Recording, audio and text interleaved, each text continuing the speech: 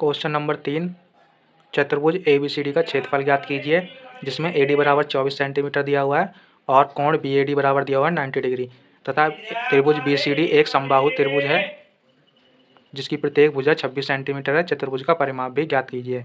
तो हमें दिया हुआ है √3 बराबर 1.732। तो हम यहाँ पर त्रिभुज का क्षेत्रफल ज्ञात करेंगे, चतुर्भुज ABCD का क्षेत्रफल ज्ञात करेंगे। तो हम यहाँ पर हमें चित्र दिखाया हुआ है, तो हम यहाँ पर त्रिभुज AB और D, पहले हम त्रिभुज ABD सॉल्व करेंगे। यहाँ पर हमें लंब और कर्ण दिया हुआ है, तो हम आधार ज्ञात करेंगे सबसे पहले पाइथागोरस प्रमेय की द्वारा, और यहाँ पर फिर हम सॉल्व करेंगे त्रिभुज BCD। तो हम यहाँ पर दोनों त्रिभुजों का क्षेत्रफल निकालकर दोनों को आपस में जोड़ देंगे, तो हमारे पास चतुर्भुज ABCD का क्षेत्रफल प्राप्त हो जाएगा। तो चलिए हम देखते हैं, पहले पाइथागोरस प्रमेय की सहायता से हम निकालेंगे यहाँ पर आधार। तो हम यहाँ पर लिख देंगे आधार बराबर, हम लिख सकते हैं कर्ण का स्क्वायर माइनस लंब का स्क्वायर। हम ये पाइथागोरस प्रमेय से लिख सकते हैं। तो रूट में हमने लिख दिया, यहाँ पर कर्ण का स्क्वायर कर देंगे तो हमारे पास कर्ण दिया हुआ है जो है 26। तो ये हो जाएगा हमारा 26 का स्क्वायर और यहाँ पर हो जाएगा 24 का स्क्वायर जो कि रूट में है। तो हम यहाँ पर 26 का स्क्वायर करेंगे, तो यहाँ पर 26 का स्क्वायर करेंगे तो आ जाएगा हमारे पास 676, और हम 24 का स्क्वायर करेंगे तो यहाँ पर आ जाएगा 576 जो कि हमें रूट में दिया हुआ। तो हम यहाँ पर इसे घटाएंगे तो आ जाएगा 100, और जब रूट से बाहर आ जाएगा तो ये आ जाएगा 10। तो हमारा जो आधार प्राप्त हो चुका है, हमें आधार बराबर आ चुका है 10। तो अब हम सॉल्व करेंगे यहाँ पर त्रिभुज ABD। तो हम त्रिभुज ABD का क्षेत्रफल निकालेंगे, जिसके लिए हमें ज़रूरत होगी यहाँ पर S की। तो S बराबर होता है A + B + C / 2। तो हम यहाँ पर रख लेंगे A हमने मान लिया 26 या 24 मान लिया, B हमने मान लिया 26 और C मान लेंगे हम जो अभी हमने आधार ज्ञात करा 10। डिवाइड कर देंगे 2 से, तो ये हो जाएगा हमारे पास 24 और 26 हो जाएगा हमारे पास, ये 40 और 50 हो जाएगा, 24 और 26 और 50 और 10 हो जाएगा 60। तो ये आ जाएगा हमारे पास 30। S बराबर आ जाएगा 30 जब हम 2 से डिवाइड करेंगे। तो हम फार्मूला लगाएंगे जो होता है S - A S - B और S - C रूट के अंदर। तो यहाँ पर S हमें प्राप्त हो चुका है 30, और 30 में से हम घटाएंगे 24, 30 में से घटाएंगे हम 26 और 30 में से घटाएंगे हम 10।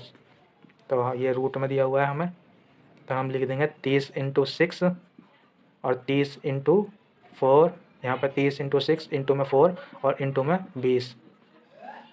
तो हम अब लिख देंगे इसे 3 × 5 और इंटू में 2, 3 × 5 = 15, 15 दूनी 30 और 6 को लिख देंगे हम 2 × 3।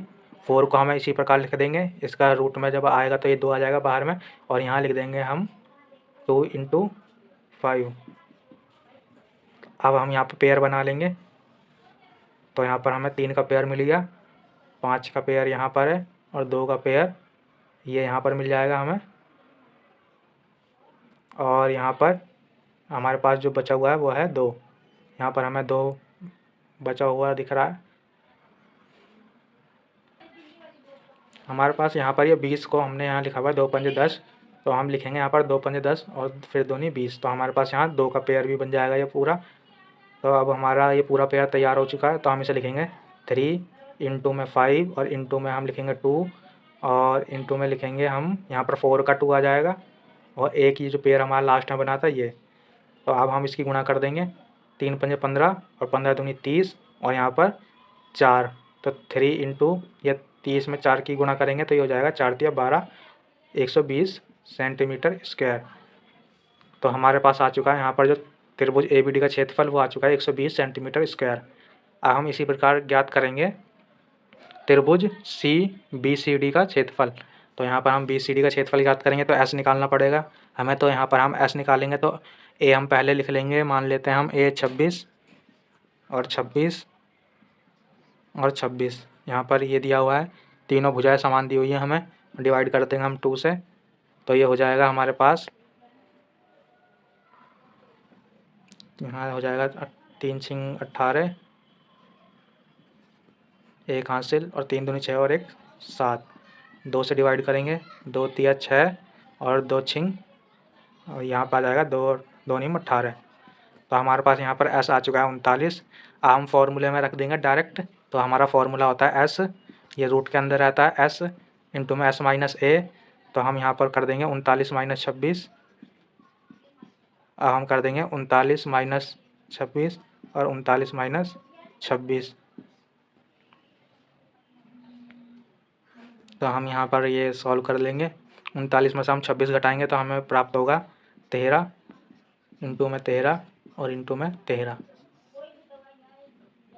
तो हम इसे लिख लेंगे यूँ करके 13 इंटू में 3, 39 को 13 दिया 39 और यहाँ पर 13 और इंटू में 13 और इंटू में 13।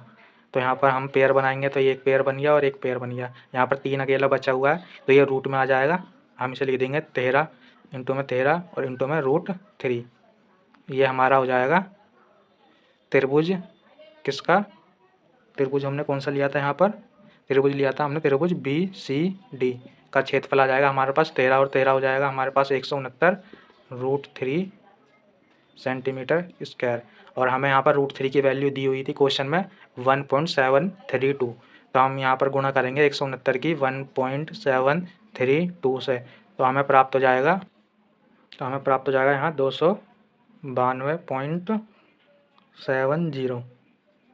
तो हमें यहाँ पर गुणा करके प्राप्त हो गया, ये हो जाएगा सेंटीमीटर स्क्वायर। तो हमें चतुर्भुज का क्षेत्रफल ज्ञात करने के लिए त्रिभुज BCD और त्रिभुज ABD का क्षेत्रफल को जोड़ना होगा। तो हम यहाँ पर चतुर्भुज का क्षेत्रफल ज्ञात करेंगे। तो हम यहाँ पर जोड़ देंगे। तो हमारा जो त्रिभुज ABD का क्षेत्रफल आया था वो आया था 120 और प्लस में हमारा त्रिभुज BCD का क्षेत्रफल आया जो है वो है 292.70। तो हम इन दोनों को जोड़ देंगे तो हमारे पास हमें प्राप्त हो जाएगा यहाँ पर 412.37 सेंटीमीटर स्क्वायर।